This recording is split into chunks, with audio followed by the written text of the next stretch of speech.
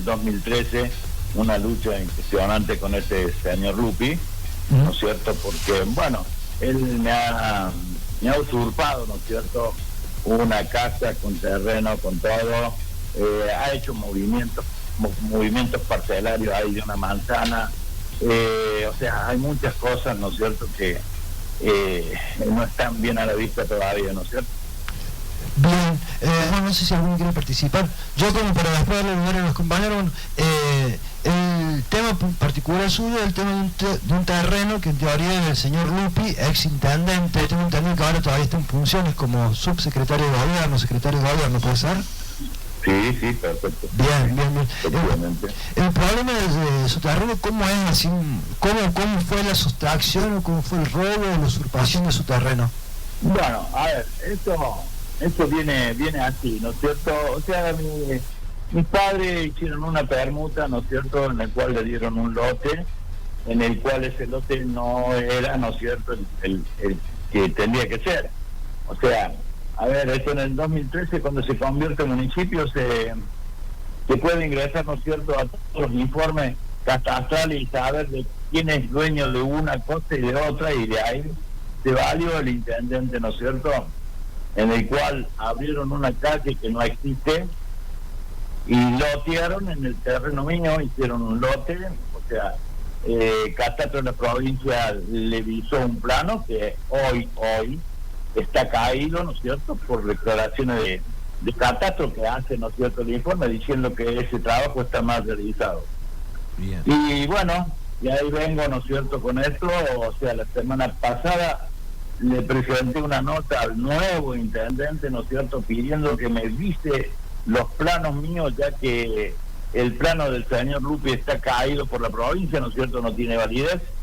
Entonces, todo eso pedido, bueno, en teoría, supuestamente el nuevo intendente no tenía noticia de nada, eso es lo que me manifestó, y ya estaba notificado por todos lados. Claro. No sé si los compañeros quieren hacer alguna pregunta. Sí, perdón, ¿querés hacer algo? Sí. No. Ok. Una consulta, Miguel. Si el plano está caído, sí, y ya hubo la presentación que usted hizo, ¿fue solamente a nivel administrativo municipal o lo llevó a la justicia? No llevó a la justicia, está en la justicia, ya hay expediente en Altagracia de la demanda civil. Bien, ¿y a qué respondieron al tanto? ¿Ya pasó una primera instancia? ¿Todavía ha sido una cuestión de juicio inicial? Sí, en realidad ya tuve el primer juicio de reivindicación, en el cual lo perdí, porque yo no tenía las pruebas correspondientes, bueno, y Catastro había fallado a favor de ellos también, ¿no? Bien. Miguel, le hago una pregunta. ¿Hay otros vecinos también afectados? ¿El único por la cantidad de terrenos que se comenta? Hay muchos, ¿no es cierto?, pero no sé, es tanto el favoritismo que tiene esta gente, como, a ver, en la propia cara me dijo el intendente, en la misma municipalidad, me dijo, ¿vos crees que me vas a hacer algo? A mí yo tengo mucha plata, y lo cual es cierto, ¿no es cierto?, porque está haciendo muchas cosas que lo está haciendo con la plata, no lo está haciendo como lo tiene que hacer. Bien, bueno, convengamos que son 20 años de poder de ese partido político, ¿no? 20 años de poder, y o sea, hay muchas cosas para investigar que pronto van a ser investigadas, ¿no es cierto?, porque esto va a salir a luz, de una forma u otra va a salir a luz, ¿no es cierto?, porque no puede ser las cosas que están pasando. Casualmente antes de ayer he pagado los impuestos, como ustedes han visto, ¿no es cierto?, he pagado los impuestos, en el cual también me anoticio, ¿no es cierto?, de que todos los vecinos de Bower estamos pagando el impuesto de REC de gas, y la municipalidad nunca le hizo la conexión a los vecinos de Bower, ¿no es cierto?, la conexión de gas. O sea, hay muchas falencias que no se ven de hace muchos años. Le hago una consulta. Cuando le toman el terreno, porque tenemos otros casos de terrenos expropiados, que, bueno, esa es la información que nos pasaron, ¿no? Terrenos expropiados que tienen dueños reales, pero aún así los expropiaron. En caso suyo... En el caso mío, supuestamente él le compra a un señor bien, ¿no es cierto? Bien. Es aquí que ese terreno del señor Lien es el lote 1 de la manzana 5. Entonces él desaparece el lote 1 de la manzana 5, ¿no es cierto? Y me pasa el lote 1 al 2, que es el mío. Bien. Entonces ahí hace un movimiento de loteos ahí, ¿no es cierto? La manzana 4 la pasa a la 5 y así es algo bien complicado, ¿no? Hay una calle que no existe en catastro de la provincia, el único lado que existe en la municipalidad de Bower. Esa calle que existe hoy día está abierta, ¿no es cierto?, en el terreno 1 de la manzana 5, que es el señor Lupi. Claro. Y en algún momento... Ahí está averiguando, ¿no es cierto?, la expropiación que tiene que haber hecho de esa calle, a ver a nombre de quién está. En algún momento le hicieron algún ofrecimiento sabiendo que usted era el titular y le dijeron, mira, te lo expropiamos, te pagamos tanto, antes de llegar a juicio, hubo una charla previa, o directamente hicieron un enjuague, por así decirlo, en los papeles. No, hace mucho sí hicieron alguna oferta así con uno de los abogados, en el cual lo corrí yo porque vi que quería arreglar, ¿no es cierto? Pero no les llevé el apunte porque en realidad no me interesa ningún arreglo. Me interesa, ¿no es cierto?, el bien comunal para toda la gente de Bower, porque tengo toda mi familia ahí. Y hay muchas cosas y muy raras ahí en ese pueblo, ¿no? Miguel, luego le pregunta, ¿y usted sabe, bueno, cuál sería el interés por las tierras ¿Qué uso les pretendería dar? ¿Para qué las usa a los terrenos? Sí, mire, vea, según él, en la Fiscalía de Altagracia, según él, esos terrenos, ¿no es cierto?, lo presta gente que no tiene a dónde vivir. ¿Y se ha construido algo ahí? La municipalidad ha hecho al menos 2 casas como para decir le damos asistencia a la gente de calle en Bower. Ahí hay una gente y bueno, todos están puestos, lo que están viviendo ahí son 4 familias en comodato, pero hay una familia, ¿no es cierto?, que ha volteado una casa antigua que había y han hecho toda una casa nueva. Ahora están edificando arriba, con lo cual le digo, no deberían hacerlo porque eso está en litigio, no pueden, ni yo ni él puede hacer absolutamente nada. O sea, que se lleva todo por delante, no hay problema, él hace lo que quiere. Bien, estas son las cosas que pasan a metros de capital y básicamente en una comuna o en una municipalidad oculta, porque lo único que se sabe de Bower es por la cárcel nada más y el basurero, eventualmente. Pero no se tiene noción del manejo que hay en esa municipalidad. Porque tenemos que el 20 años de poder. Claro, pero del momento que él tiene la legislatura donde tiene todos sus concejales a favor de él, no hay cómo ingresar, no hay nadie que lo combata allá adentro, o sea, hacen lo que quieren, ¿no? Sí, evidentemente. Realmente es preocupante, digo, porque si el intendente te avasalla, te quita el terreno, o sea, pasa calculo que es fruto de un montón de sacrificios de un montón de gente. Y pasa por encima del catastro. O sea, si hay un catastro que está diciendo que no existe como tal esa calle ni nada. Sí, no, una guapeada, una guapeada increíble. Ahora le pregunto, digo, pero el intendente tiene otros terrenos, qué sé yo, a ver, hay un negocio, hay una cuestión rentable atrás de todo esto, que recién es lo que le quería preguntar por el tema de los terrenos, porque ¿cuál es el interés? ¿Cuál puede ser el interés?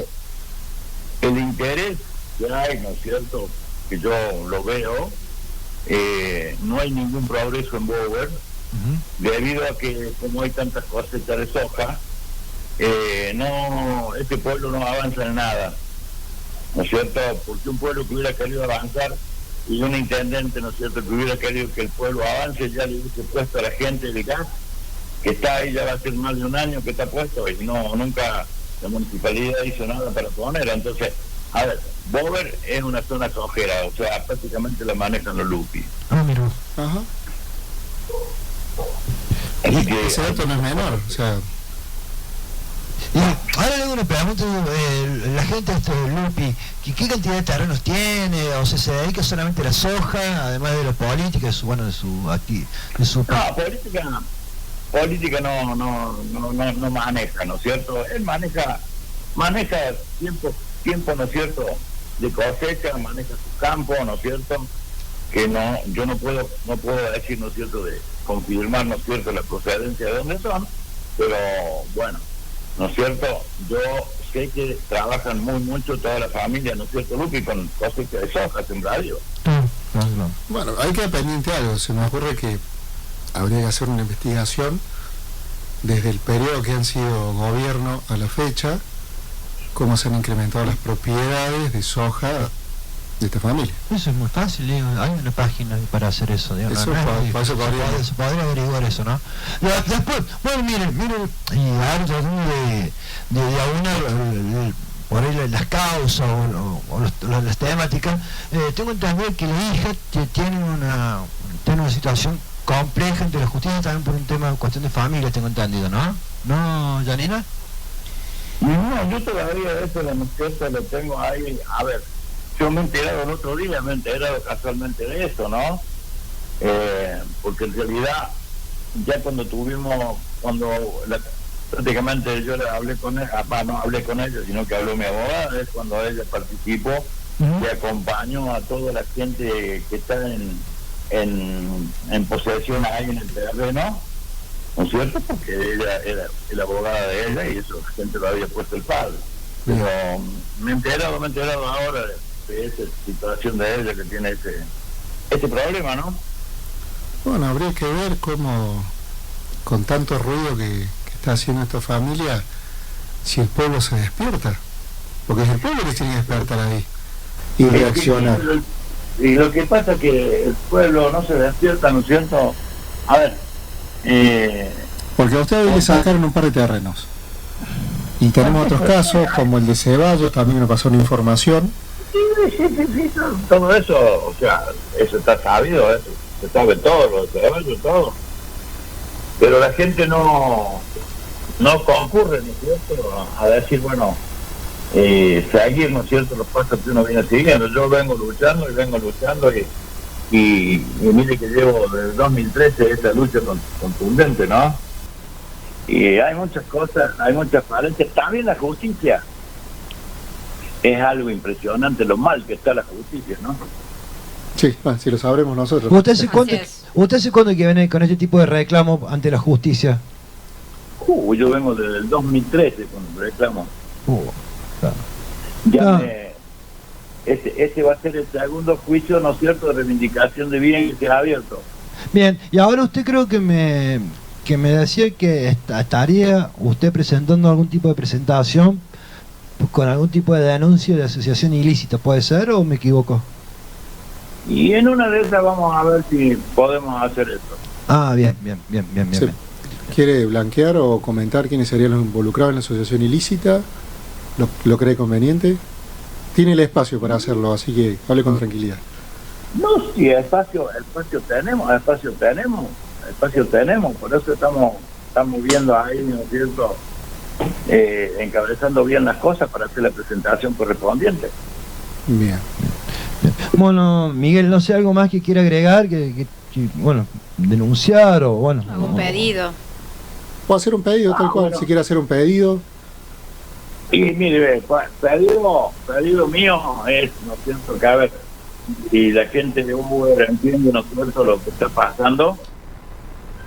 Yo ahora es impresionante, ¿no es cierto?, el otro día he pagado por presentar una nota, me han cobrado 13.000 pesos por presentar una nota de reclamo, ¿no? Sí. Así que mire cómo está la municipalidad y la gente no sé si no saben o no sé si están manejados, la verdad que no sé. Pero yo calculo que la gente ya tendría que haber estado, ¿no es cierto?, apoyando a un vecino, ¿no es cierto?, en el cual le han sustraído su casa. Tal cual. Por eso yo recién le preguntaba si eran muchos los vecinos afectados. Miguel, no sé si los chicos tienen alguna otra pregunta para hacer, si no, bueno, le agradecemos su tiempo, su predisposición y obviamente decirle suerte, porque si le decíamos justicia, vemos que está alerta el asunto, así que le deseamos al menos suerte, por lo menos. Y sí, muchas gracias. Yo voy a llegar hasta las últimas instancias, no me voy a quedar, ¿no es cierto?, con esto, porque en realidad tengo título, tengo la provincia, a mí me ha otorgado un título, Bien. pero el espacio físico me lo ha tomado un intendente, ¿está? Inclusive- Estoy pagando impuestos, tengo todo. Entonces, es tiempo de la justicia. Tal cual. Bueno, de hecho, queremos pedir disculpas porque en los primeros minutos nos salió la entrevista, va a estar toda subida en nexuscontenido.com y en las redes. Perfecto. Y queremos informar, obviamente, que nosotros, al momento de brindar esta información, tenemos los comprobantes donde Miguel ha dicho el aporte de, bueno, de lo que son los impuestos, todo el terreno. O sea, él está pagando algo que no está pudiendo Que ya, ocupar. no, que ya o sea, no tiene, o sea, básicamente. básicamente, así que bueno, eso, bueno, le pedimos disculpas a la audiencia, sí que hay mucha gente escuchando esto, bueno, que va a estar subida la nota completa. Y bueno, Miguel, mucha suerte y manténganos al tanto, ¿sí? Que Miguel, quédese Bueno. tranquilo, que acá tiene el espacio de la radio para cuando quiera volver o expresar cómo van las cosas, o para simplemente hacer el pedido que el pueblo de Bogor lo acompañe en su lucha. Sí, no, o sea, esto viene ya muy lejos y la gente lo sabe, porque la gente lo sabe, ¿no es cierto? Pero la gente está indecisa, creen de que por ahí que yo soy el que estoy haciendo las cosas mal, ¿no? Y no es así. Paso. Bueno, capaz que usted esté abriendo sea punta de lanza por ahí de un montón de vecinos ahí de la zona de Bogor que estén pasando por la misma situación, bueno, y se empiecen a animar. Digo, también cuando vea que es posible recuperar lo que con mucho sacrificio seguramente ha logrado conseguir, digo, con el tiempo. Mire, joven, le digo, la gente sabe cuándo va a creer, cuando vea que la justicia tome una determinación, ¿no es cierto?, y haga lo que tiene que hacer. Tal cual, bueno, este espacio bregamos por eso, estamos atrás de eso, tratando de visibilizar para que la justicia actúe y de la mejor manera, de la manera más justa, ¿sí? No sé, muy redundante, pero me parece que es la Sí, idea. yo por eso le estoy dando también, ¿no es cierto?, la nota. He presentado todo en todos lados.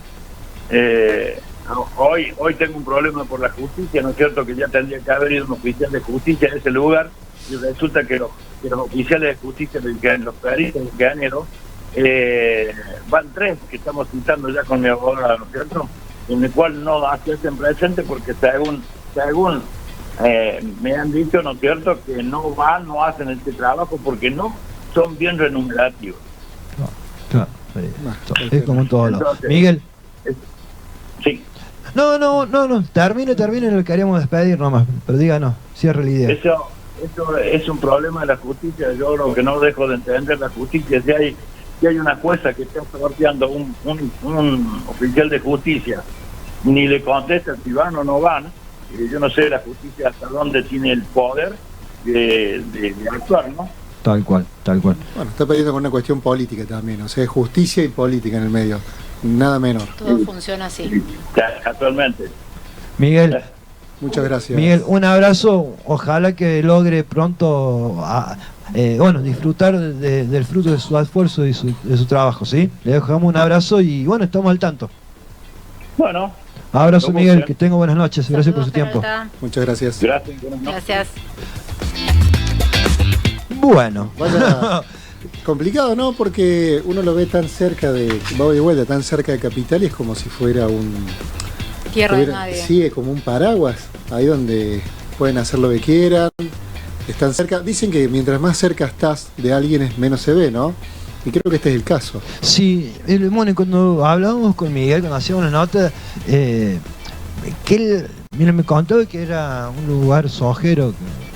Yo desconocía eso, yo a Bogor lo conocí por la cárcel y por el basura y por, bueno, los políticos, no los políticos, perdón, no todos los políticos, sino por el ex intendente y la gente que hoy ejerce ese abuso del poder por ahí con los vecinos, por quien debería cuidar. O sea, queda evidente que hay abuso de poder en todo, Sí.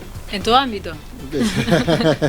Che, gente, ¿qué más te vamos a tener? Sí que había sorteos, había notas lindas, pero es Sí, complicado. ¿Qué es lo que hay? Pero vos que conoces. No sé, nos trae Vos que sos de acá andar de anunciada. joda, que nos trae la joda. ¿Qué teníamos? Bueno, ¿Qué vamos a sí. tener después de la tanda? Después de la tarde, el fin de semana estuvimos viendo una obra de teatro, Bien. casualmente que viene atado de la mano con lo que nosotros traemos en el programa.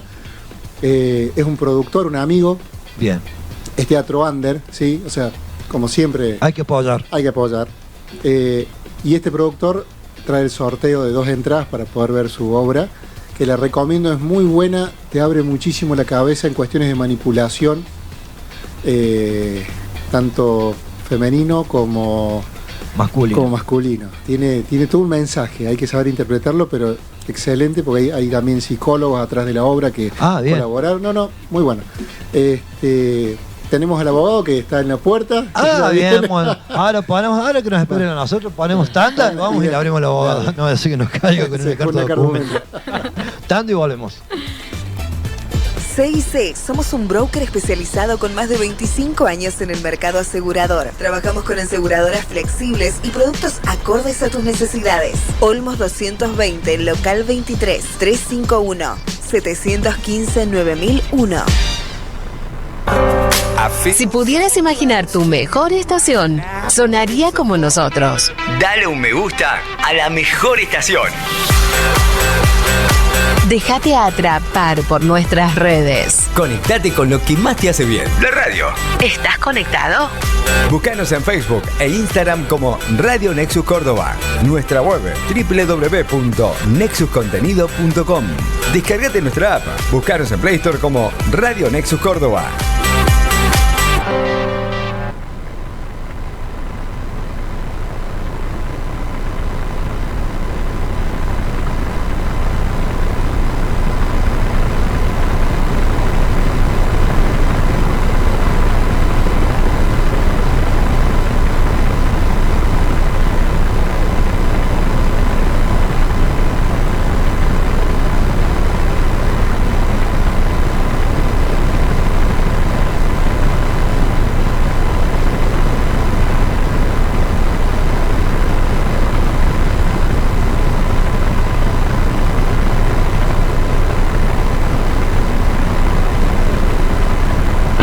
Esta primavera viene con nuestros clientes. Porque cada segundo en el aire, la gente habla de vos. Suma tu negocio al mejor aire de la ciudad. Déjanos ser parte de tus éxitos. Comunicate con el departamento de ventas. Al 351-530-5705.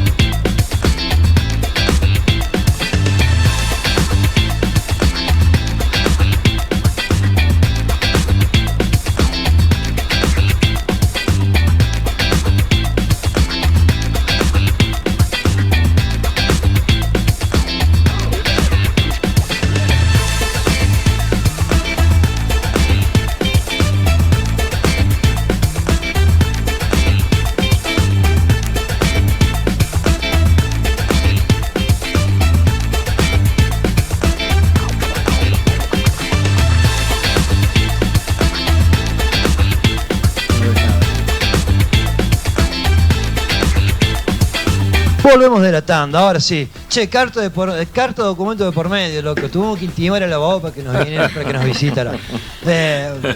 Luciano, pero lo trajimos. Sí, no me quedó alternativa, así que tuve que venir porque ante la intimación. Si no lo veíamos ir allá con todos los micrófonos y todos los estudios, se pasa. ¿Cómo anda, doctor? Muy buenas noches. Bien, muy buenas noches. ¿Cómo estamos? Toda la audiencia. Buenas ¿De qué hablamos, Luciano? Bueno, hoy tenemos. Ahora vamos a alargar con nuestro productor de teatro. Lo sí, tenemos ahora, Juancito.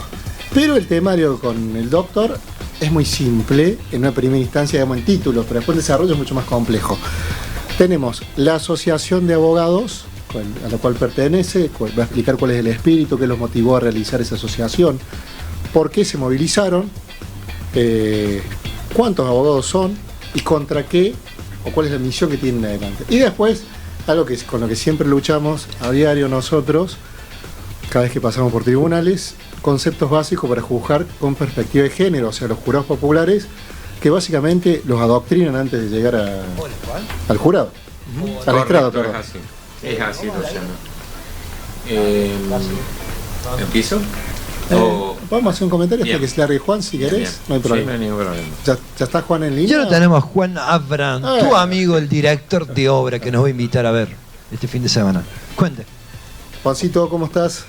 Hola, Luciano, ¿cómo anda el equipo? Muy bien, bueno, te presento con quién estamos. Estamos con Daniel Chay, Buenas noches, ¿cómo estamos? Un placer tenerte. El doctor Villegas Sebastián, abogado y panelista prácticamente. Lo mismo digo, bienvenido y un gusto, chicos. ¿Qué tal? Por favor. Y quien te habla, básicamente, ¿por qué estás en este programa? Porque el programa se llama El Otro Lado y somos todas las personas que en general tenemos que luchar contra algo, contra el sistema, contra una corporación, y bueno, sabemos muy bien que todo el esfuerzo que vos haces para poder llevar adelante tu obra de teatro, que has ido y has golpeado las puertas en los medios fuertes y te hacen esperar, básicamente. Así bueno, sos bienvenido acá a hablar de tu hijo, cómo nació y en qué se basa. Si bien yo lo fui a ver y te digo, excelente la obra, en tiempos, en los actores, 4 actores, uno mejor que el otro, bien protagonizado, bien marcados los tiempos y lo que transmiten en el mensaje, pero te juro que no hay forma que no traces un paralelismo con tu vida en algo. Así que bueno, Juancito, te dejo. De eso se trata un poco el hecho cuando uno escribe una obra, es permanentemente interpelar al público y que tenga una connotación en lo personal, si no, no estaríamos cumpliendo un poco con el objetivo de lo que es el arte, en este caso el teatro, que es un poco transgredir a través del texto, o sea, que nos ponga siempre en situación de movilizarnos, no salir como una cosa más. Por eso, digamos, a mí me interesa mucho, y creo que en eso todos los directores de teatro, actores, en definitiva, que hacemos de esto una profesión, digamos, las artes escénicas, tenemos el objetivo de alguna manera invitar primero para mostrar lo que uno hace, y en definitiva también es una forma de educar, porque viste que en todas las artes, y no solamente acá en Argentina, digamos, en Latinoamérica, todo lo que es autogestión tiene todo una dificultad un poco grande, sobre todo a la hora de difundir. Bien, contame cómo nació esta obra, dónde se lleva a cabo y qué días. 3 preguntas en una, dice, así que tenés para hablar. Bueno, mira, la obra se llama Dos reinas y una corona. Esta obra nació en el verano, o sea, yo la escribí en el verano, había tenido un accidente muy grande, yo venía con un problema que no me descubrían, que en realidad terminó siendo cardíaco, ¿viste? Entonces me sentía la verdad como bastante incapacitado, así que dije, bueno, por suerte el teatro tiene esas alternativas, o que si no estás actuando podés escribir, podés dirigir, y bueno, nació así Dos reinas y una corona, que como lo comento en cada función, cuando termina, dedicada a todas las personas que atraviesan momentos difíciles, que algunos no pueden cruzar el puente en la vida por distintas circunstancias, porque no tienen los métodos, porque le faltó tomar una mejor decisión, etcétera. Entonces, de ahí nace la obra. El destino es la corona, en realidad. No, el público no se va a encontrar con una obra de época, ni de reinas, ni nada que ver, ¿no? Está contextualizada en la actualidad, y después hacemos una reminiscencia que va hacia el año 80, pero para darle un poco de respiro al público. Vos la viste a la sí. Obra, un poco que hace todo el hilo, va desde, digamos, desde atrás hacia adelante, digamos, al final, ¿no? Entonces nos remite un poco a todo ese hilo conductor que se venía desarrollando. Voy a hacer un comentario. Bueno, a mí acá hay algo que me hizo ruido, lo encuentro muy fuerte, donde dice que Arthur decide iniciar terapia por consejo de su madre sin conocer la trampa que esconde. Exactamente. Hay una gran manipulación detrás. Totalmente. Digamos, hay un personaje muy perverso atrás, que es un poco En este caso está representado por una madre, podría ser también cualquier otra persona, ¿no? Una pareja, una amistad, una esposa, un esposo. Digo, entre el amor y el odio hay un paso. En ese paso, en ese conflicto, pueden suceder un montón de cosas y la gente comienza a desconocerse. Bueno, acá hay una madre que no asume una tragedia sucedida en su juventud, con un hijo muy chico, entonces se va sumando toda esa carga durante años, el hecho de no decir las cosas, las culpas, las mochilas, y eso cuando no se habla explota por algún lugar. Entonces a mí me parece que eso es con lo que la gente sale tan movilizada, porque en definitiva esto es lo que te decía al principio, lo exponemos en una obra de teatro, pero es realidad pura, ¿no? Un poco más poética, por cierto, pero me parece que ese es el punto que a la gente le gusta tanto la obra. Claro, porque en realidad me imagino que de allí saldrán pensando mil cosas, porque la realidad es como decís vos, estamos tan afectados con los cambios también de etapas y de todas las problemáticas que trae uno socialmente. Sí. Que yo creo que también esto es para que la gente tome conciencia y es una enseñanza para abrir los ojos y que comiencen a ver la realidad de otra manera, ¿no? Sí, estar conscientes de que siempre nos tenemos que hacer cargo, en primer lugar, ¿no? De las cosas, saber dónde estamos ubicados y para dónde tenemos que ir. Hago también, en definitiva, una similitud en esto, que también esta manipulación constante que sufrimos hoy los argentinos a través de las redes, ¿no? O sea, la opinión hoy está en las redes, cualquiera opina, pero estamos como intoxicados, porque vos te pones a ver, ¿no? Esta repetición de los políticos, de hablar siempre como en un manual, gente que hace 20 años que está, y ¿qué van a solucionar si hace 20 años? Cuando estuvieron no lo hicieron, y por qué ahora. Entonces, bueno, toda esta cosa que por suerte el teatro nos permite mostrarlo de una forma más artística, por decirlo, más poética, pero es la triste realidad. Y he recibido un montón de comentarios, de críticas, por supuesto, gracias a Dios, la mayoría muy buenas, en esto de sentirse, como madre, qué loco, ¿no? Porque a veces no sabemos si actuamos bien frente a decir esto o lo otro. Entonces, la definiría a Dos reinas y una corona como una obra muy movilizante y como que el público no se espere ese final. Entonces, ahí viene lo interesante, quizás, para el espectador. Voy a ir a verlo. Te lo recomiendo. Juan, de hecho, perdón, nos pisamos, perdón. No, Juan, una pregunta. Gerardo te habla, buenas noches. ¿Cómo estás? No, lo que te quería preguntar, obviamente que cuando vas a hacer ahora, vos lo haces con una intención y tratás de dejar un mensaje, y una vez que la gente lo ve, pasa con la música, a las metáforas cada uno la interpreta de acuerdo a su momento y la molda y a su situación personal, digo.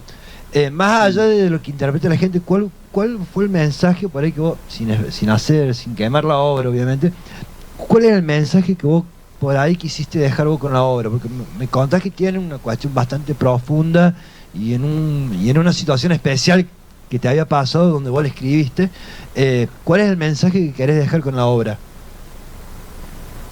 Que siempre hay una alternativa ante cualquier dificultad, por más pesada que sea, en cuanto a tomar decisiones. Aquí hay un final de tragedia y un drama, precisamente por no hacerse cargo también, ¿no? Hay que ver las culpas hasta dónde son del otro y hasta dónde yo las tomo como tales, a esas culpas heredadas por tradición, por la familia, por el no hacerse cargo propiamente. Entonces yo he tratado de que la obra genere ese cimbronazo en el público y diga, más allá de gustar o no, diga qué razón, ¿no? Que es cierto esto, porque en definitiva a veces sin darnos cuenta estamos ahí, caminamos sobre la cornisa y toda esa carga emocional a veces nos puede hacer tomar una mala decisión. Entonces por ahí va el camino de la obra, a decir, bueno, yo te la tiro así, Nunca la responsabilidad es total del otro lado, sino que creo que es 50 y 50 en la vida, ¿no? Permanentemente. Entonces es como que por ahí surgió la idea de escribirla de esa manera, como para generar, digamos, un cimbronazo, para que no pase así como una obra más. Bien. ¿Con cuántos actores? Contanos un poquito la obra, ¿cuántos actores son? ¿Cómo es la puesta y todo eso? Bueno, en realidad ha sido un desafío muy grande porque yo la escribí, la dirijo y la actúo. Entonces, en este caso me hizo la asistencia de actores Quique Hyunji, que también es del palo del teatro, un autogestor, un militante del teatro de hace muchísimos años, egresado de acá de la licenciatura de Teatro de Córdoba, con su grupo ya también de muchos años, está haciendo cosas en Buenos Aires ahora, así que tenemos una gran amistad. Bueno, él se ofreció a darme una mano y están conmigo Melissa Sabino, Soledad Pineda y Cristina Cortés, que hace una especie de performance. En realidad ella es bailarina y interpreta la muerte en una parte, así que eso también es como muy emotivo casi al final de la obra. Le pongo un mix me gusta como mixar, viste, la danza, la música, tiene como un formato medio cinematográfico por parte, o sea, es como que tiene momentos muy precisos, viste, con la música, con los apagones, que cosa que a mí me gusta mucho, eso también. Los apagones por ahí en la radio son como los silencios, digo, por ahí los apagones o los silencios dicen más que capaz que gritando en el escenario, gritando frente a un micrófono, ¿no? Sí, totalmente. A mí el silencio y la oscuridad en escena, bien trabajado, me encantan. De hecho, hay una voz en off, en un momento, hay una situación, una acción ahí que transcurre más o menos unos 40 segundos que es totalmente a oscuras y bueno, es bastante intensa. Entonces, me gusta jugar con todos los recursos que el teatro te propone, ¿viste? Bueno, sobre todo muy dinámica. A mí me gusta como la dinámica escénica, o sea, que no haya pausas, que el espectador va entrando como por un callejón sin salida, ¿viste? Y tiene que empezar a correr. Y la obra, fíjate que dura 55 minutos. Pasa rápido porque es muy intensa. Eso también me gusta, ¿viste? Que los tiempos ahora la gente mucho pasa una hora, nada se puede concentrar. Vos no podés leer más de 30 minutos, no podés escuchar algo más de 30 minutos, ya te dispersás. Cierto. Entonces está todo más o menos pensado como para que el público disfrute ese momento viendo teatro y no esté pensando que tiene que ir un mensaje o hacer un llamado, ¿viste? Bueno, entonces, yo disculpen te interrumpa, ya sé que tengo que llevar pañuelitos, porque me imagino que de ahí... Sí, yo escucho un poco, ¿viste cuando la gente empieza con la garraspera? Que se empieza, viste, como a atragantarse porque ahí la emoción está a flor de piel. Claro. Y otros se ríen por momentos porque viste que la tensión te genera a veces, el cuerpo tiene que expresarse. Yo eso lo disfruto mucho, pero lo que más contento me pone es que es la devolución de la gente, viste. Y estamos con sala llena, es una sala que para que aquellos que quieran acercarse, nos quedan 2 funciones. Es Espacio Máscara, está ahí en la calle Santa Fe, 920, a metros de Castro Barros. Una sala muy linda, independiente, con capacidad para 75 personas. La estamos, por suerte, llenando todos los domingos y hemos agregado una función el viernes 31 a las 9. Buenísimo. Porque la función los domingos es a las 20 horas y nos queda una más, el 31, el día de Halloween, hacemos a las 9 de la noche. Bien, bueno, la invitación creo que está más que hecha, ¿no? Digo, para ir y vamos a estar difundiendo también en las redes, en las cuestiones personales. Yo quería hacer un solo comentario, por más que vengo del ámbito jurídico, me encanta, amo el teatro, así que te felicito por ese lado, y por otro lado decirte que hice teatro, me encanta. Nosotros como abogados muchas veces tenemos que desarrollar a través de la oratoria, tenemos que desarrollar muchas veces imágenes teatrales, sobre todo en los debates. Y la verdad que soy un amante del teatro y de la literatura, así que voy a tratar de irte a ver y te felicito, ¿está? Eso quería manifestarte, nada más. Bueno, Bueno. hacemos salidita, salimos Hacemos todos. todos juntos, sí. Sí, mirá, viste justo el domingo que hay elecciones que Ese es un lindo Este es teatro. mejor. Ese, Mejor más teatro griego que ese no existe. Totalmente, no. Yo digo siempre el domingo no es mejor opción para hacer alguna actividad artística, ¿viste? Para terminar el domingo a la tarde.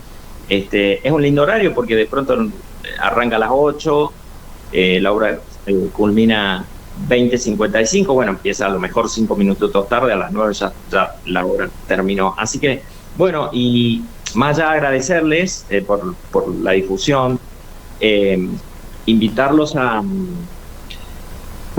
que si quieren sortear 2 pares de entrada, obvio. Hay que sacarse el sombrero, pero mira los invitados que tenemos. Nos traen alfajores, nos sortean entradas para el teatro. ¿Qué va? Tenemos consultas gratis con el doctor. Muy bien. No, Bien, ustedes por ¿por qué supuesto ustedes ya no tienen más que avisarme el día que van, si este domingo o el viernes próximo, están desde ya invitados.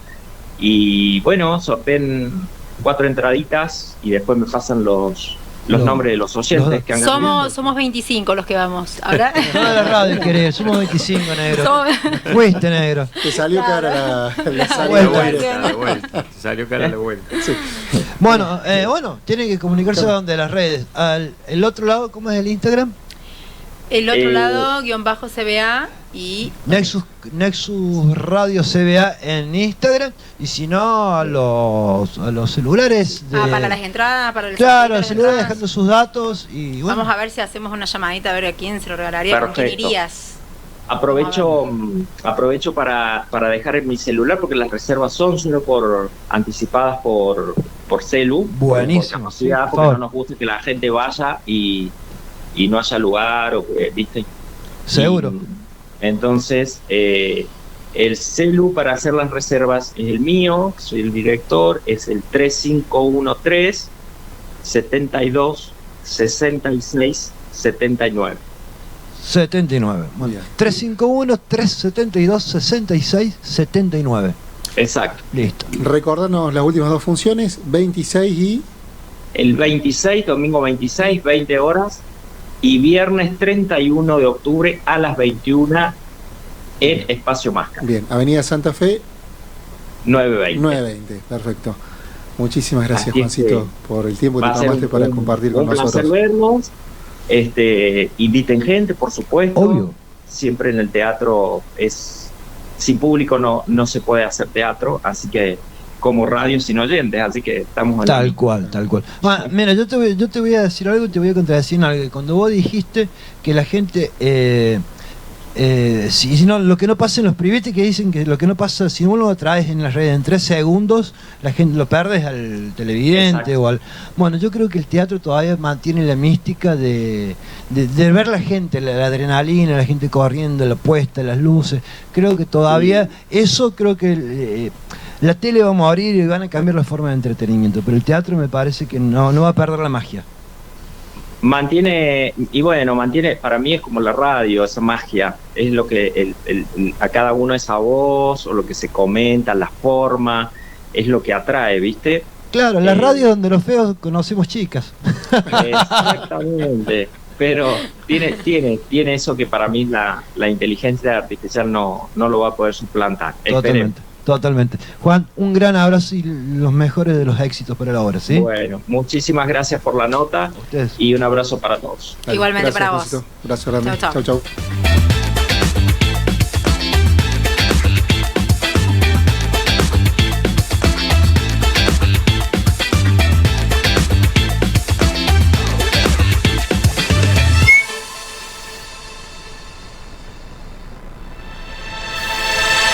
Vos te jodas, así vamos en serio. Vamos a bife con el abogado, con el doc.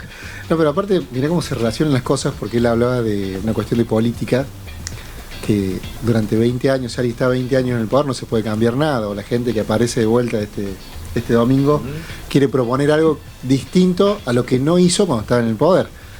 Y el primer entrevistado charlábamos que está teniendo una lucha política y judicial con un partido político único en la localidad de Bauer que hace 20 años que está en el poder. O sea, es como que la obra y sin querer las circunstancias del entrevistado se entrelazan, de siempre la lucha constante, o sea, es un David contra un gran Goliat.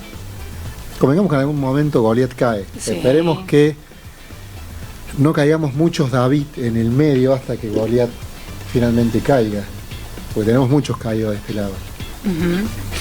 Es una reflexión cierta, sí. Pero bueno, yendo con el Doc, acá que finalmente, y por suerte... La trajimos. Estamos en el piso, estoy en el piso. Intimado en el término de 72 horas. Lo hemos traído por la fuerza. ¿No? Yo toda la para semana nada. ahí Luciano traelos. Es un placer realmente estar acá con ustedes y con la audiencia realmente.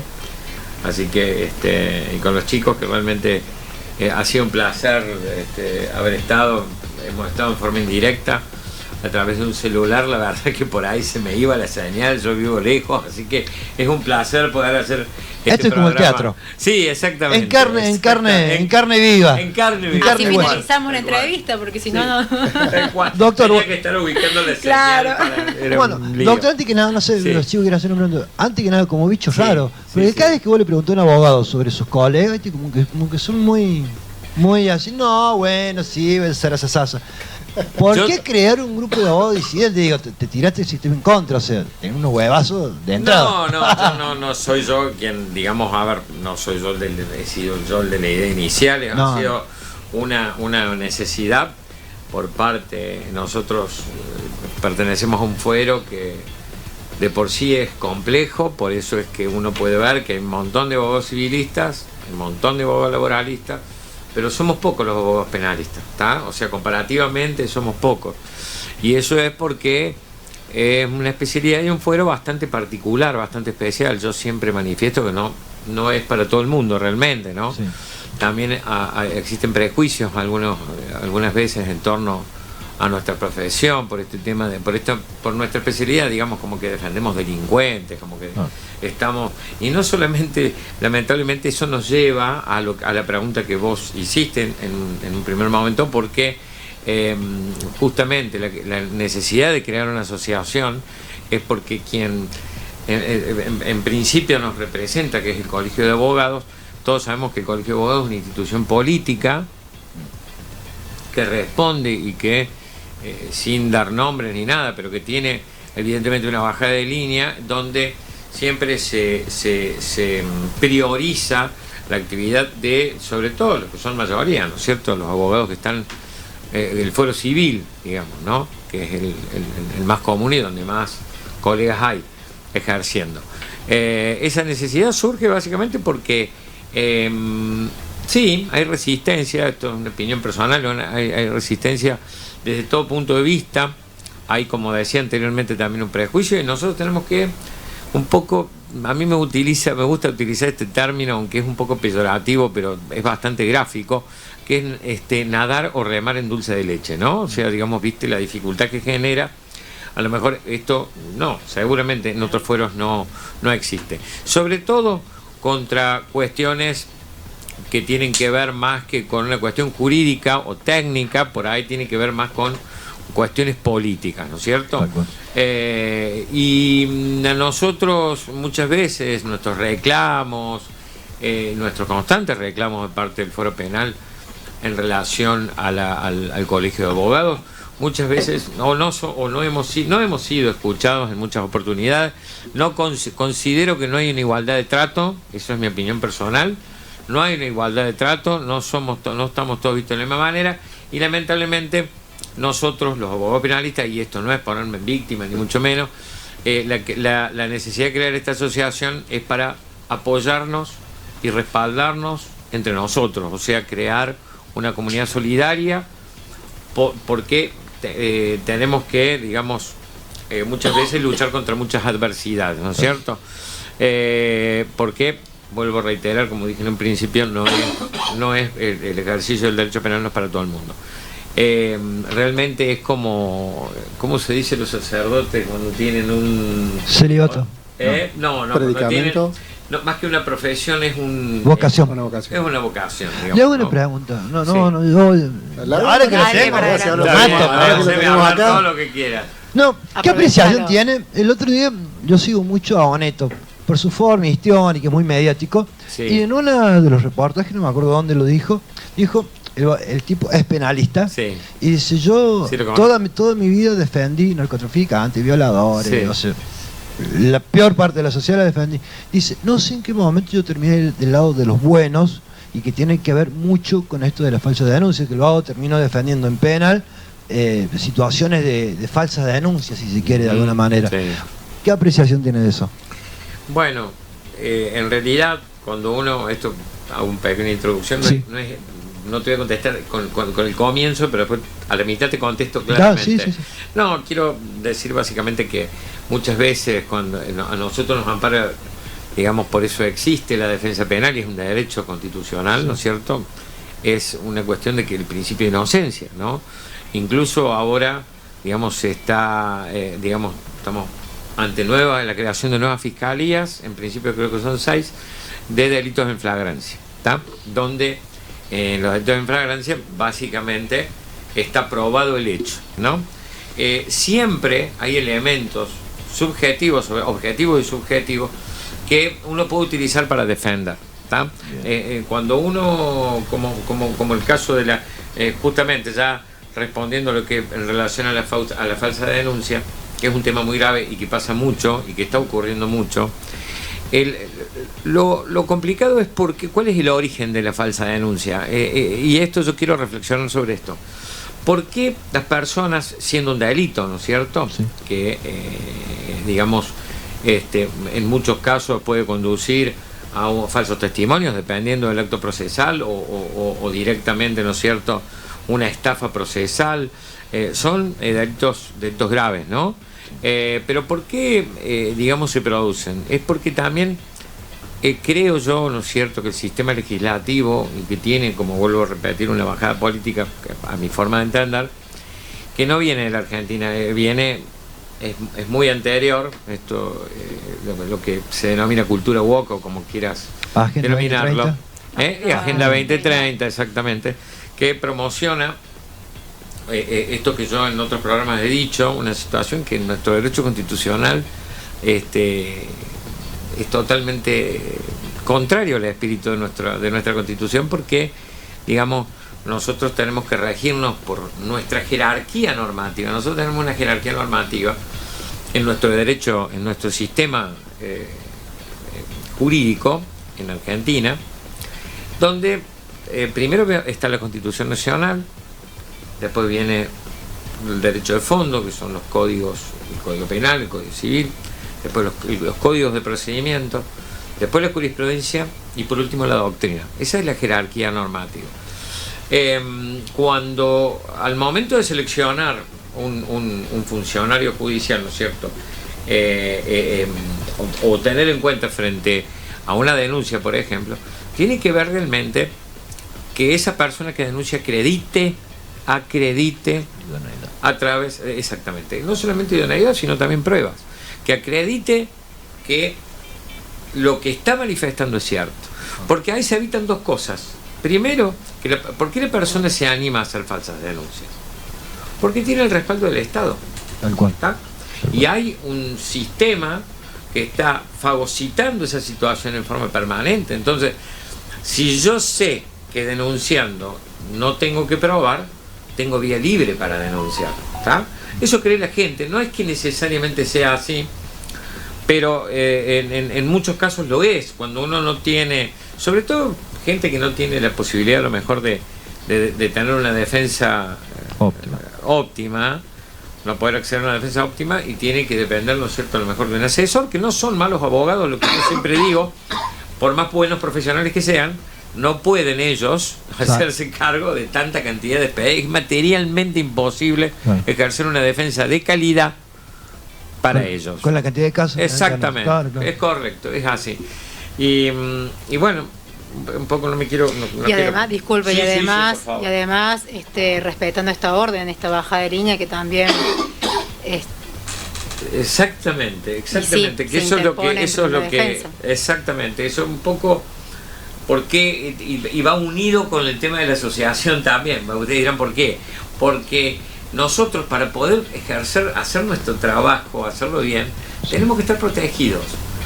A lo mejor a otros profesionales o en otras áreas, no solamente del derecho, sino en otras áreas de la vida común, no le hace falta a alguien para poder ejercer su profesión o para poder trabajar, tener que reunirse.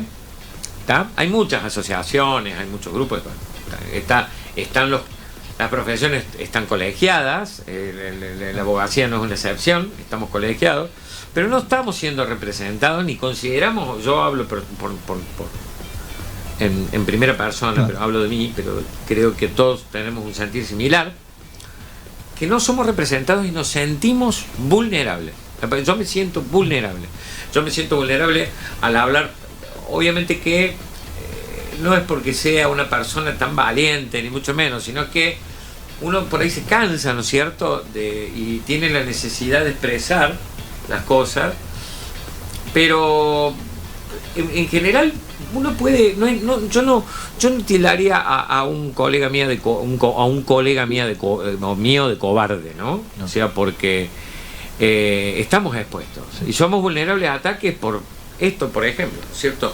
Cuando uno habla de la falsa denuncia, que hoy y no voy a hablar de política concretamente porque no es la idea, pero digamos el gobierno nacional en su nuevo código penal, que tiene que pasar, como decía la otra vez, por el Poder Legislativo para su aprobación, uno de los artículos que se quiere modificar es justamente el instituto de la falsa denuncia, o sea, digamos, esta situación para que se tomen medidas contra las personas que denuncian de manera falsa. Cuando vos tenés, como vuelvo a reiterar, en algún punto el poder del Estado que te protege, no sé qué protege la verdad al final, porque son todos víctimas. Las mismas personas que por ahí defienden, en muchos casos nosotros nos han manifestado, yo tenía un montón de casos, donde han manifestado que no han querido denunciar. Esto es lo que por ahí es institucionalmente grave, ¿no? En el Polo de la Mujer, por ejemplo, no han querido denunciar, no ha sido su propósito denunciar. Han querido exponer una situación de violencia intrafamiliar, y acá hago un acápite muy específico, por la problemática de las adicciones severas. Entonces, nosotros tenemos grupos familiares en todos lados, no pasa en Córdoba solamente, pasa en todo el país, en todo el mundo. Tenemos problemáticas con adicciones severas, ¿no es cierto?, donde se genera violencia intrafamiliar. En vez del Estado detectar esa problemática, recaemos siempre en lo mismo, ¿cierto? Acá hay violencia de género, violencia familiar, acá tiene que haber un agresor, ¿no es cierto?, y una víctima. Cuando muy posiblemente sean todos víctimas de que cuando una persona va al país, porque he tenido, vuelvo a reiterar, casos en donde una persona plantea, en el Polo de la Mujer, por ejemplo, que determinada, su propio hijo, ¿no?, o su propia hija, le pegó una cachetada, ¿no?, y trata de explicar porque quiere recurrir, porque creen que el Estado los tiene que amparar, o los tiene que proteger, o los tiene que contener. El Estado lo que hace es imputar a alguno de las personas en perspectiva, generalmente, más cuando se da con perspectiva de género, sin entender la problemática de fondo. Y nosotros, entonces, viene la Fiscalía que hace su trabajo, está bien, a ver, acá se cometió este delito, hay lesiones, amenazas. No, pero acá lo que nosotros planteamos, y que está dentro de la misma ley 9.283, que la problemática es que la persona que va, no va a hacer una denuncia de un delito, va a hacer una denuncia de una problemática familiar. Tal vez no es el fuero, tal vez debería ir el fuero de familia, pero la gente muchas veces no lo sabe. Y termina un familiar preso, y vienen desesperados a buscarte. ¿Está? Y eso se genera, permite las mismas personas que, yo siempre digo, en el caso concreto de las mujeres, yo no creo que sea culpa de las mujeres, sinceramente, el hecho de que se provoca esta serie interminable de falsas denuncias. Porque muchas veces no son falsas denuncias, muchas veces son malas interpretaciones. Son malas interpretaciones, y después las mismas mujeres son las que quieren resolver.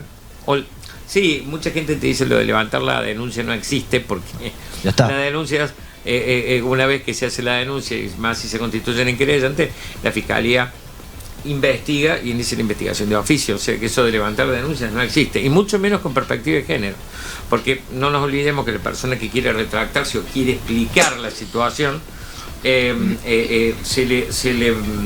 utiliza un término que es la revictimización o la revictimación de de la persona que supuestamente denunció. Entonces Sí. también se le cercena el derecho al Disculpe, derecho a réplica. Disculpe, doctor, Sí. le voy a hacer una consulta. Es por Sí. eso que cuando esta supuesta víctima se encuentra en el momento del juicio, en ese momento donde ella se retracta, tampoco le dan valor a esa retractación no. cuando ella está diciendo yo no lo, o sea, yo estoy mintiendo, en realidad no fueron así las cosas. Por eso es que está perfecto lo que estás diciendo, porque justamente lo que manifiesto, tenemos una problemática social que tiene incidencia sobre todo en la familia, ¿tá? Porque digamos, esa persona que es detenida sufre sea la esposa o el esposo, generalmente el esposo el que es detenido, sufren los hijos, el desarraigo familiar, pierden contacto con el padre, hay una consecuencia económica que es que esa persona pierde su vínculo, pierde su trabajo, vamos a hablar. Pierde todo, mal y queda pronto. vulnerable. Queda vulnerable ante la sociedad. ¿Qué se resolvió?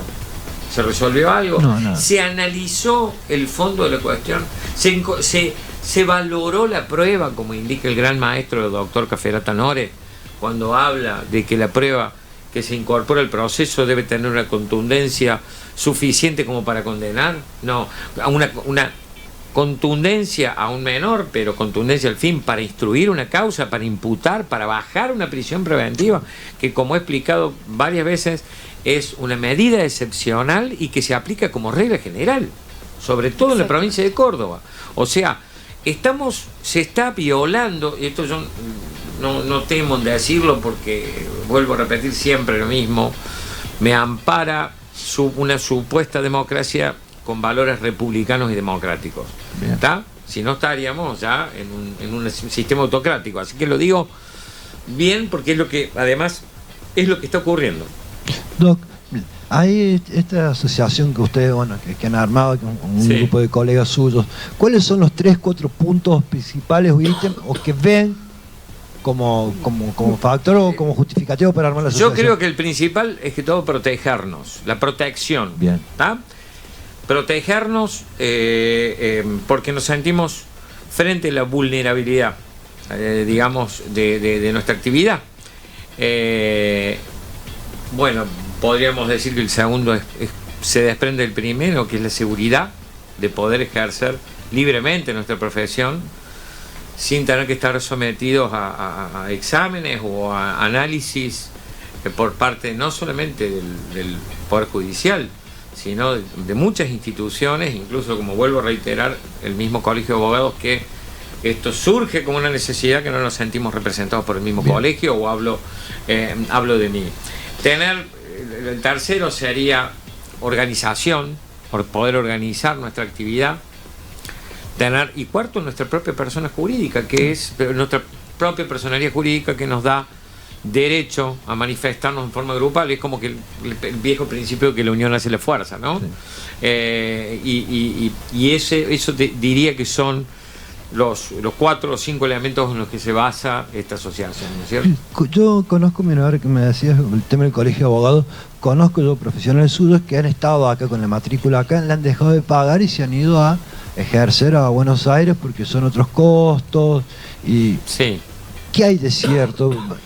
Lo que me decía este abogado cuando me comentaba, que se hace imposible para un montón de clientes poder abonar, porque digo, es por la consulta y tener que rendir y que tener que pagar, o sea, los costos, o sea, el acceso, los costos del ejercicio, el acceso a la justicia como te lo venden no es tan rosado, tan romantizado como lo ves. En realidad, digamos, vamos a decir la verdad, que yo creo que hay algunos colegas que se van, recién hablaste de Buenos Aires, ¿no es cierto? Pero yo creo que no es algo nuevo lo que voy a decir. Creo que el sistema judicial de Córdoba es de los más inquisitivos en todo el país, lo cual hace para el abogado penalista una cuestión bastante más difícil. Yo encuentro, sobre todo en la justicia federal, hay una tendencia más proclive al garantismo, ¿no? Mal llamado garantismo, porque yo siempre que escucho garantismo siempre me enojo, porque digo, el garantismo no existe. Las garantías, o sea, uno, si no es garantista, está en contra de la Constitución, entonces, porque las garantías están en la Constitución y hay que respetarlas, están allí por algo, ¿tá?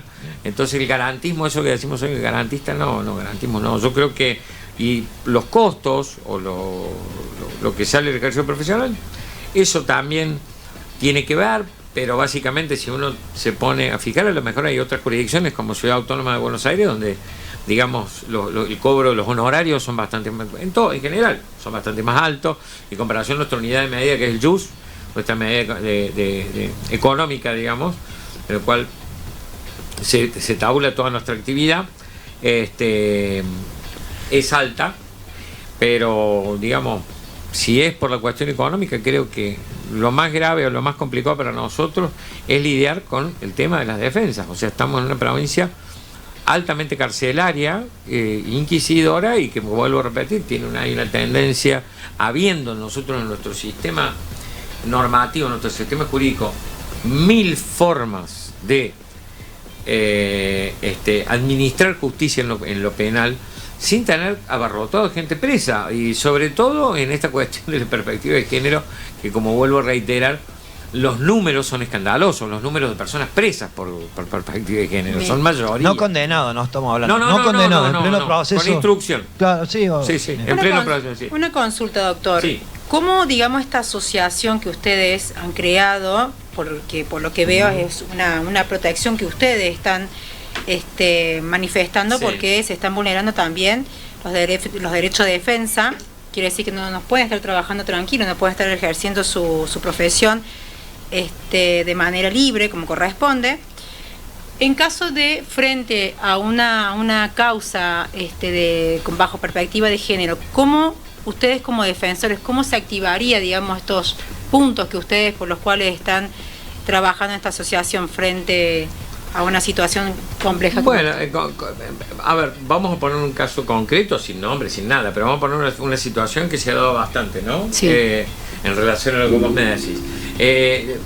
Básicamente, cuando un colega tiene alguna problemática, y sobre todo una problemática judicial, ¿no? Que en donde se ha detenido un colega ha sido detenido, vamos a decir, sin entrar sobre el fondo de la cuestión, si es responsable o no penalmente ese colega. El Colegio de Abogados tiene que asistir, acompañar, velar por el derecho de ese colega. Bueno, eso nosotros, o por lo menos en mi caso, lo hemos visto bastante retaseado. Cuando uno hace planteos frente a determinadas fiscalías o frente a determinados, sobre todo cuando va a la alzada, y bueno, planteando sobre todo esta cuestión de la perspectiva de género, que es tan delicada en Córdoba, muchas veces sí, uno siente determinado vértigo porque no sabe si va, digamos, vamos a hablar en criollo, con los botines de punta, pero no con los botines de punta porque uno es un irrespetuoso, un antidemocrático, no, sino porque amerita, porque hay cuestiones de justicia y de dignidad que meritan. Entonces, yo me considero una persona súper tranquila, pero a mí el ejercicio profesional, que lo amo, me encanta, me ha llevado a lugares donde yo nunca pensé, o a posiciones que nunca pensé que iba a tomar, pero eso, digamos, es difícil, no es lo mismo que para un abogado civilista, que tiene que ejecutar un contrato o tiene que llevar... No, el tema familia es complicado, que son civilistas también, el tema familia es delicado. Porque también funciona bajo el mismo lineamiento. Sí, está bastante complejo. Exactamente, ustedes tienen exactamente, todo conectado. Es correcto lo que decís. Están todos bajo el mismo, bajo el mismo ejido, vamos a decir. Lo que es violencia familiar, tanto en el ámbito de familia como en el ámbito de penal.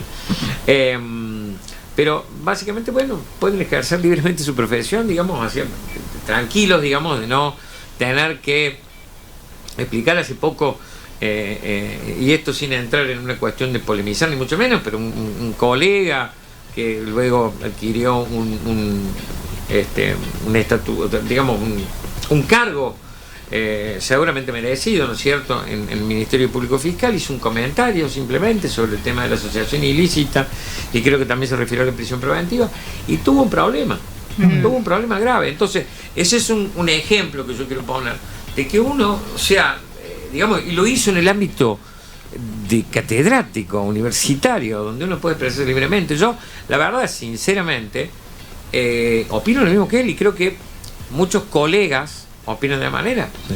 O sea, muchas veces la asociación ilícita es un delito que tiene que estar acompañado de, tiene que estar aparejado otro delito. O sea, si nosotros hablamos de asociación ilícita, tenemos que explicar después.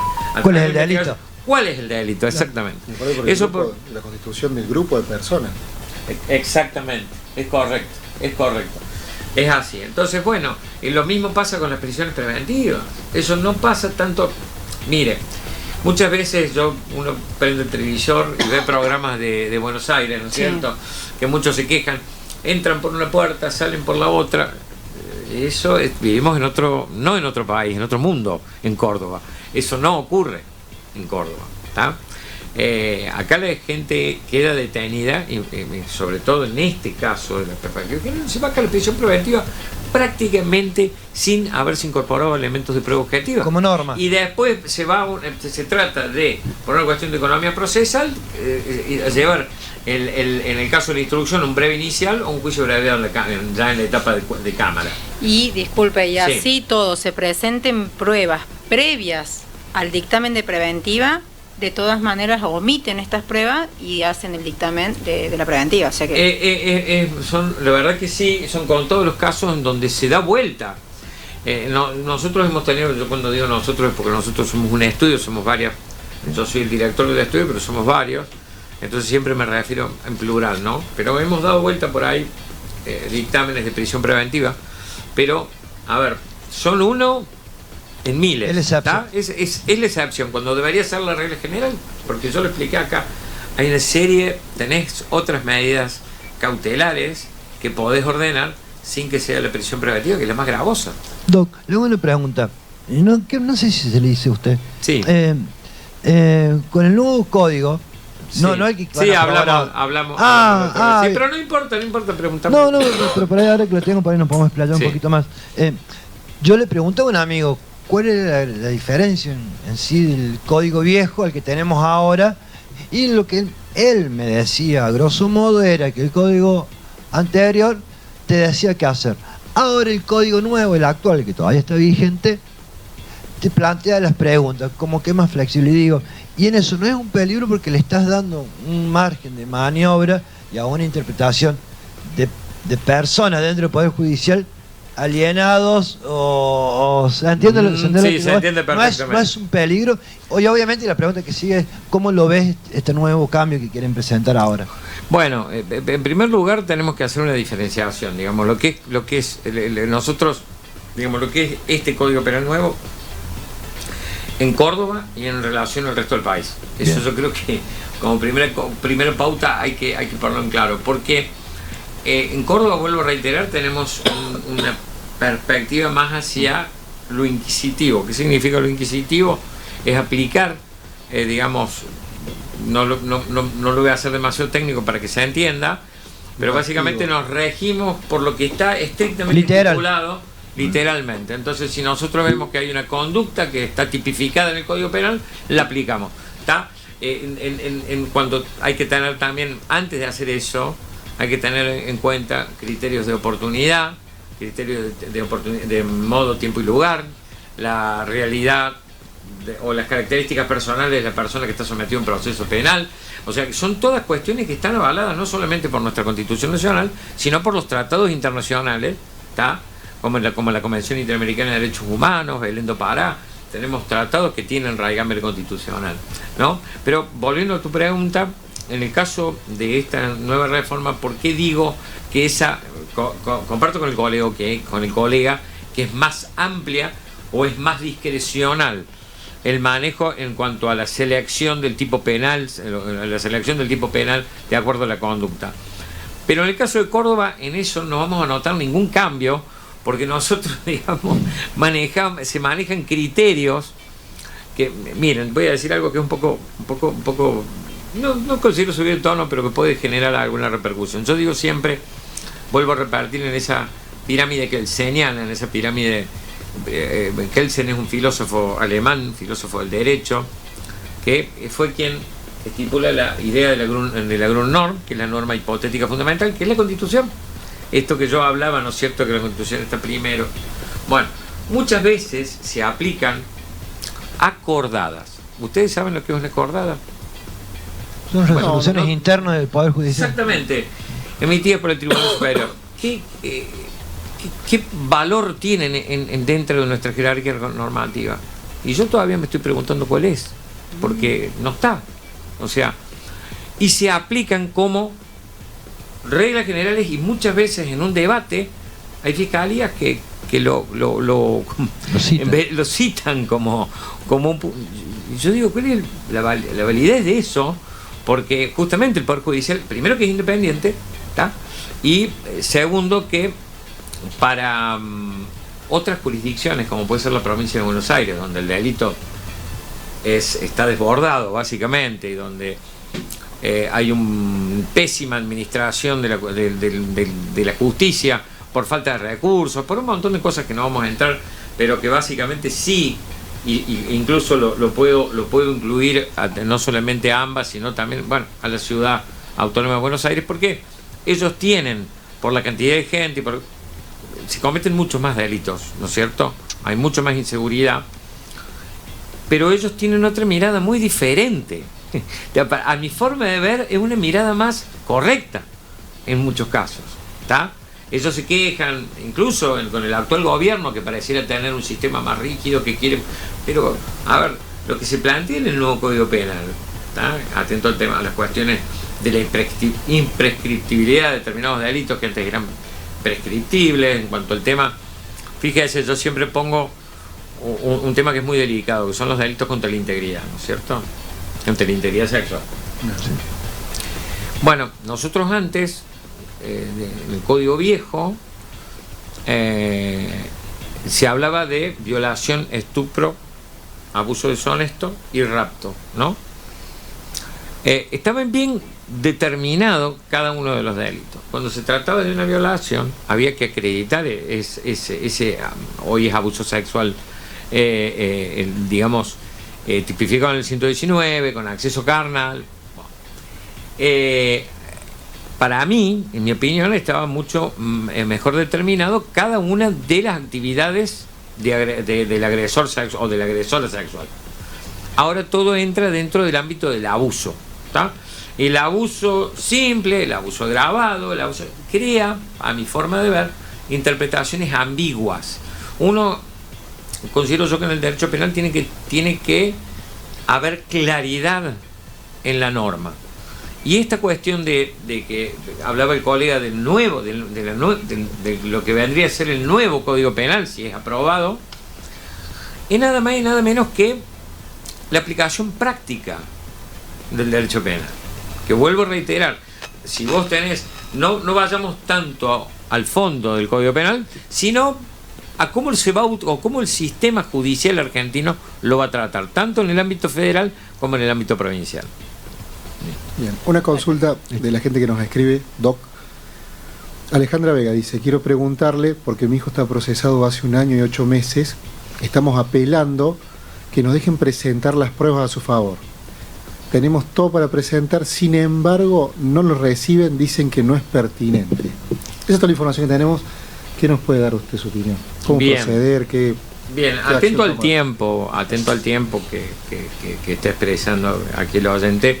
Lo que cabe preguntar, o lo que amerita preguntar, es, digamos, debido al tiempo que lleva detenido, en qué etapa está, digamos, si ya pasó, yo por el tiempo calculo que ya debería estar en etapa de cámara, ¿tá?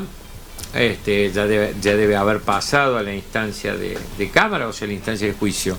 Esa es la pregunta, porque si en la instrucción no se recepcionó o no se considera pertinente, toda prueba incorporada debe ser necesariamente merituada. Toda prueba. Si el rechazo es in limine, ahí lo que hay que ver si esa prueba se sustanció o no, si se meritó o no. Si uno incorpora prueba que es, en muchos casos, vital para el descubrimiento de la verdad real, que es la última finalidad que tiene el proceso penal, el descubrimiento de la verdad real.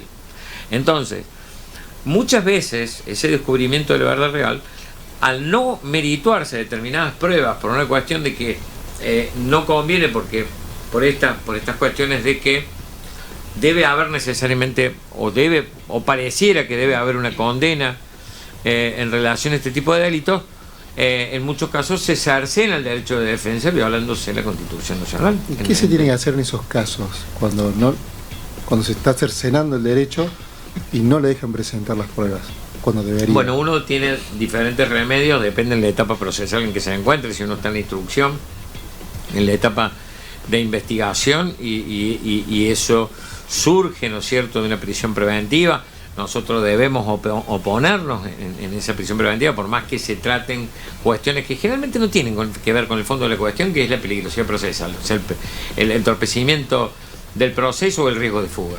Generalmente la prisión preventiva se baja por cuestiones que tienen que ver con que la Fiscalía sostiene que ya tiene probado el hecho, elementos de convicción suficientes que hacen presumible la responsabilidad penal del imputado.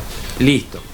Es palabra santa, digamos, ¿no? Y muchas veces no está acreditado en debida forma y muchas veces no, sobre todo cuando hay un mandato como de acuerdo a mi opinión, como es la perspectiva de género, ¿no? Entonces, esa incorporación, si uno de golpe considera que se le ha violado, por ejemplo, tiene la oportunidad, si ha sido en la prisión preventiva, en la oposición de la prisión preventiva frente al juez de control, ¿está?, de hacerlo valer. Pero creo, en profundidad, que a medida que uno va yendo a la alzada, ¿no es cierto?, estamos hablando que una vez que termina la instrucción, nosotros o vamos, ¿no es cierto?, en apelación por alguna resolución que sea dictada, que haya sido dictada por el fiscal de instrucción, nosotros tenemos la posibilidad no solamente del juez de control, sino de ir ante el juez ante la Cámara de Acusación, ¿verdad? Con diferentes tipos de recursos o de incidentes. Yo creo que lo dije en uno de los programas anteriores, tanto a través de recursos ordinarios como extraordinarios, ¿no es cierto? Eso son las distintas formas en donde nosotros tenemos la oportunidad de ejercer el derecho de nuestros clientes, pero claro, está también que hasta que nosotros no salimos de la órbita provincial, y en muchos casos corremos riesgo de que, salvo en el juicio oral y público, digamos, donde nosotros tenemos donde más tenemos posibilidades nosotros de poder ejercer ese derecho de defensa. Pero siempre hay una disparidad. No es una